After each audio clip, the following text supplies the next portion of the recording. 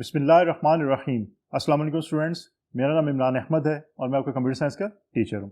Students, आज हम unit number 4 की एक्सरसाइज को स्टार्ट करेंगे, जिसमें क्वेश्चन नंबर 1 और क्वेश्चन नंबर 2 के सोल्यूशंस में आज आपको बताऊंगा। तो आइए स्टूडेंट्स, फिर आज का लेक्चर फॉर्मली स्टार्ट करते हैं। तो स्टूडेंट्स, आज हम स्टार्ट करेंगे यूनिट नंबर 4 की एक्सरसाइज को, जिसमें सबसे पहले हम क्वेश्चन नंबर 1 को देखेंगे और उसका सोल्यूशन देखते हैं। क्वेश्चन नंबर 1 है हमारे पास मल्टीपल चॉइस क्वेश्चंस। इसके अंदर क्या होता है कि आपके पास एक स्टेटमेंट अवेलेबल होती है और उसके अगेंस्ट आपके पास 4 ऑप्शंस अवेलेबल हैं। आपने बेस्ट ऑप्शन जो है आंसर में वो लिखनी होती है। स्टूडेंट्स, इसकी टिप्स ऑलरेडी भी हम प्रीवियस यूनिट की जब एक्सरसाइज की थी तब भी मैं बता चुका हूँ। फिर इसको एक दफ़ा याद रखिएगा कि हमने क्या करना है, हमने जो स्टेटमेंट उसको अच्छी तरह रीड आउट करना है और ये समझना है कि वो स्टेटमेंट आपकी जो यूनिट है उसमें किस टॉपिक से ली गई है और उस टॉपिक के अगेंस्ट जो भी आपका कॉन्सेप्ट है, जो भी हमने लेक्चर देखा था, उस लेक्चर को माइंड में लेके आए, उस कॉन्सेप्ट को माइंड में लेके आए और फिर ऑप्शंस में से बेस्ट ऑप्शन को सिलेक्ट करें, तो फिर आपका आंसर जो है वो गलत नहीं होगा। उसके बाद आपने चारों ऑप्शंस को एक दफ़ा रीड आउट जरूर करना है, क्योंकि कई दफ़ा ऐसे होता है कि ऑप्शन ए भी ठीक है, बी भी ठीक है और सी भी ठीक है, लेकिन आंसर डी होता है कि वो डी में लिखा होता है ऑल ऑफ दीज। तो इस केस में आपका फिर अगर आप ऑप्शन ए को सिलेक्ट कर लेते हैं वो गलत हो जाएगा, इसलिए आपने चारों ऑप्शंस को रीड आउट जरूर करना है। तो नंबर 1 को देखते हैं। An array is a dash structure. Options हैं loop, B control, C data, D conditional. Students, हमने लेक्चर्स के अंदर बहुत डिटेल के साथ पढ़ा था कि इरे जो आपकी वो कौन सा स्ट्रक्चर है, वो आपका डाटा स्ट्रक्चर कहलाता है। तो इसलिए आपका जो आंसर है इस केस में that is option C. Number 2 की बात करते हैं। Array elements are stored at dash memory locations. कि आपके इरे एलिमेंट्स जो हैं वो मेमोरी लोकेशंस पे कैसे स्टोर होते हैं। A option is continuous, B scattered, C divided, D none. अब स्टूडेंट्स, इसमें याद रखिएगा, इसमें थोड़ा सा आपको ये जो यहाँ पे वर्ड्स लिखे हुए हैं इनके मीनिंग आपको पता होने चाहिए। आपको ये पता है कि इरे एलिमेंट्स जो है वो मेमोरी के अंदर कंसेक्यूटिव लोकेशंस के ऊपर स्टोर होते हैं। मीन एक लोकेशन, फिर नंबर 2 पे दूसरा, नंबर 3 पे तीसरा, इस तरह कंसेक्यूटिव लोकेशंस के ऊपर जो है वो आपके जो एलिमेंट्स है इरे के वो स्टोर होते हैं। और इस केस में अगर आप देखें, स्कैटर्ड और डिवाइडेड जो है वो कंसेक्यूटिव के मायनों में नहीं आते, लेकिन कंटीन्यूअस का मतलब यही होता है कि कंसेक्यूटिवली जो है आपके वैल्यूज जो है वो स्टोर हो रही हैं। तो इसका मतलब है कि इसमें आपका आंसर है ऑप्शन ए कंटीन्यूअस। नंबर 3 की बात करते हैं। If the size of an array is 100, the range of indexes will be dash. A option is 0 to 99, B 0 to 100, C 1 to 100 and D 2 to 102। अब स्टूडेंट्स, इसमें एक चीज याद रखिएगा, आपको ये तो आइडिया है कि इंडेक्स की वैल्यू आप 0 से स्टार्ट करते हैं। इसका मतलब है कि इन 4 ऑप्शंस में से जो नंबर 0 से स्टार्ट हो रहा है, जो ऑप्शन 0 से स्टार्ट हो रही है, वो ऑप्शन आपके आंसर में हो सकती है। ऑप्शन ए भी 0 से स्टार्ट हो रही है और बी भी आपकी 0 से स्टार्ट हो रही है। सी और डी आपकी 0 से स्टार्ट नहीं हो रही, तो स्ट्रेट फॉरवर्ड आप सी और डी को डिलीट कर देंगे और ऑप्शन ए और बी में से फाइंड आउट करेंगे कौन सी आपकी बेस्ट ऑप्शन है। तो इस तरह भी आप जो है वो बेस्ट ऑप्शन सिलेक्ट कर सकते हैं। अब इसमें ये देखें कि आपके जो 0 से अब स्टार्ट होते हैं, 0 के बाद अगर आप 100 वैल्यूज की बात हो रही है कि साइज जो है वो 100 है, तो 0 से अगर 99 तक नंबर जाएंगे तो फिर आपकी 100 वैल्यूज स्टोर हो सकती है, क्योंकि आपने 0 को भी एज ए नंबर काउंट कर दिया। तो आपका 0 to 99 मीन ए आपका जो है वो ठीक है। अगर आप इसकी बात करते हैं 0 to 100 तक, तो ये आपकी 101 वैल्यूज हो जाएंगी। तो हमने जो इरे का साइज डिक्लेयर किया वो 100 डिक्लेयर किया है, तो इसलिए इंडेक्स वैल्यू आपकी 0 से 99 तक होंगी। तो इस केस में आपका जो आंसर दैट इज ऑप्शन ए। अब देखते हैं नंबर 4 के ऊपर हमारे पास कौन सी स्टेटमेंट अवेलेबल है और उसमें से बेस्ट ऑप्शन हम फिर कैसे सिलेक्ट कर सकते हैं। नंबर 4 की बात करते हैं। Dash structure allows repetition of a set of instruction.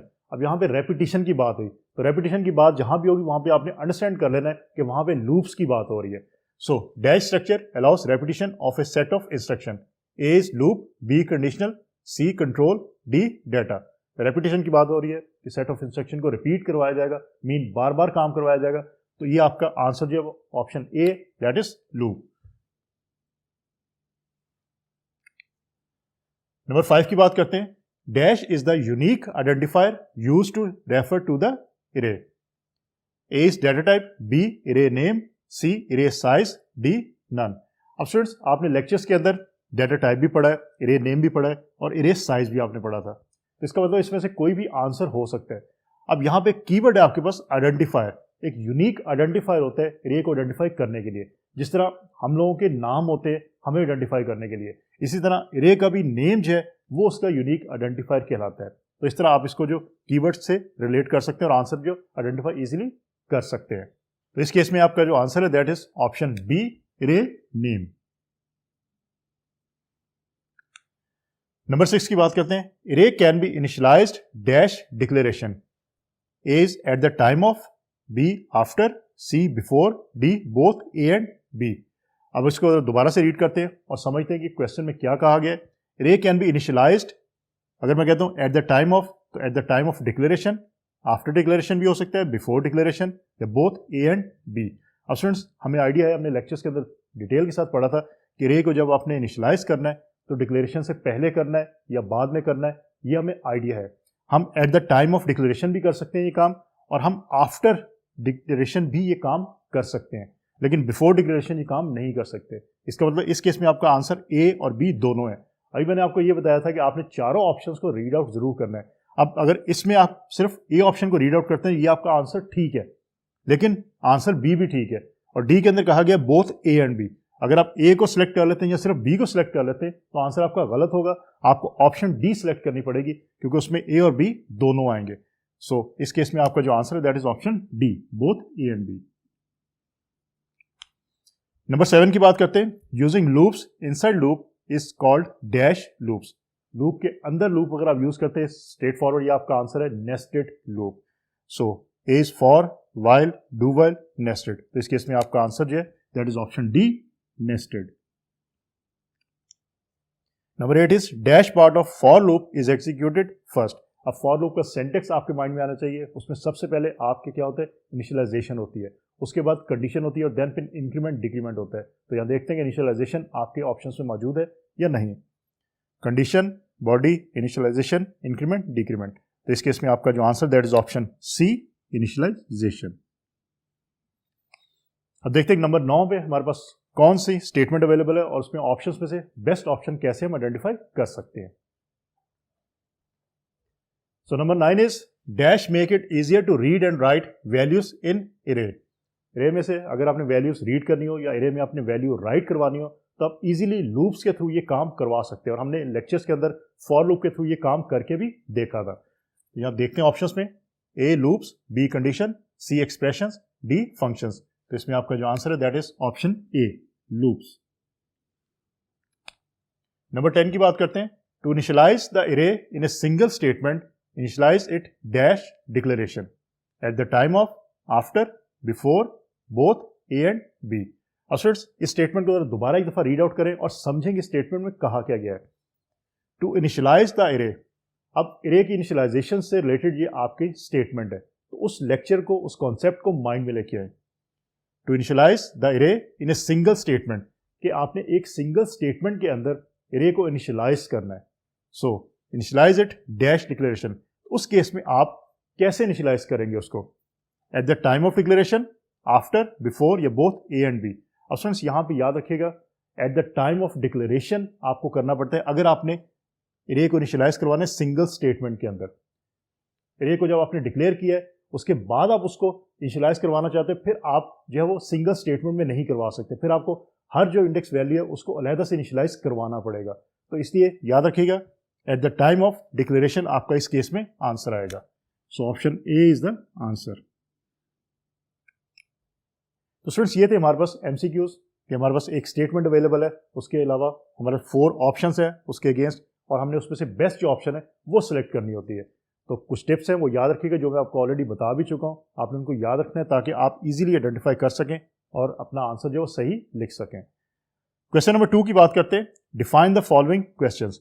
कुछ टर्म्स यहाँ पे अवेलेबल हैं, हमने इसको डिफाइन करना है, और स्टूडेंट्स यहाँ पे सिर्फ डेफिनेशन पूछी गई है, तो इसका मतलब है कि आपने सिर्फ डिफाइन करना है। अगर आप एक आध एग्जांपल लिख सकते हैं तो आप लिख लीजिए, अदरवाइज सिर्फ आपने डेफिनेशन लिखनी है, आपने इसकी डिस्क्रिप्शन नहीं लिखनी।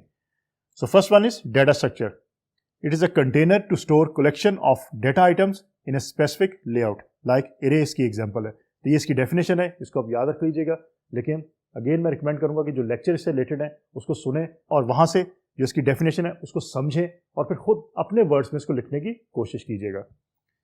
Second one is array, a data structure that can hold multiple values of same data type. It stores all the values at continuous locations inside the memory. तो ये आपकी एरे की जो डेफिनेशन है, आप इसको एज इट इज लिखेंगे तो आपको नंबर पूरे मिल जाएंगे। अब देखते हैं कि नंबर 3 में हमारे पास कौन सी जो है वो टर्म अवेलेबल है जिसकी हमने डेफिनेशन फाइंड आउट करनी है। Number 3 is array initialization. Assigning values to an array for the first time is called array initialization.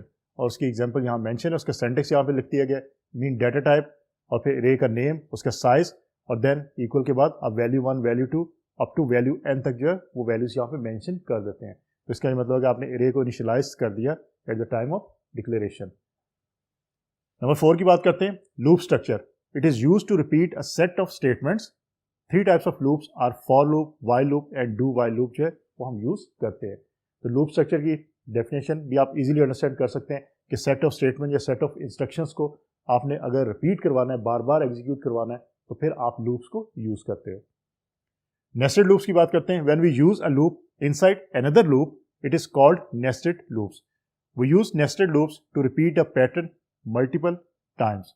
तो स्टूडेंट्स, लूप के अंदर अगर आप लूप यूज करते हो तो उसको हम नेस्टेड लूप का नाम दे सकते हैं। तो इस तरह हम डेफिनेशन भी इजीली लिख सकते हैं। स्टूडेंट्स, ये डेफिनेशन मैं रिकमेंड करूंगा कि आप रट्टा ना मारें, आप लेक्चर्स को सुने, वहां से इनके कॉन्सेप्ट को समझें और डेफिनेशन खुद लिखने की कोशिश कीजिएगा, तो आप इजीली इसको लिख सकेंगे और आपको देर तक ये याद भी रहेगी। तो स्टूडेंट्स, आज हमने यूनिट नंबर 4 की एक्सरसाइज के अंदर से क्वेश्चन नंबर 1 और क्वेश्चन नंबर 2 के सोल्यूशंस को देखा कि क्या सोल्यूशंस हो सकते हैं। कमिंग लेक्चर्स के अंदर हम बाकी जो क्वेश्चंस हैं उनका सोल्यूशन फाइंड आउट करेंगे। तो स्टूडेंट्स, होपफुली आज का लेक्चर आपको अच्छी तरह समझ आ गया होगा। इंशाल्लाह अगली दफ़ा नए लेक्चर के साथ दोबारा मुलाकात होगी। अपना बहुत सारा ख्याल रखिएगा। अल्लाह हाफिज़।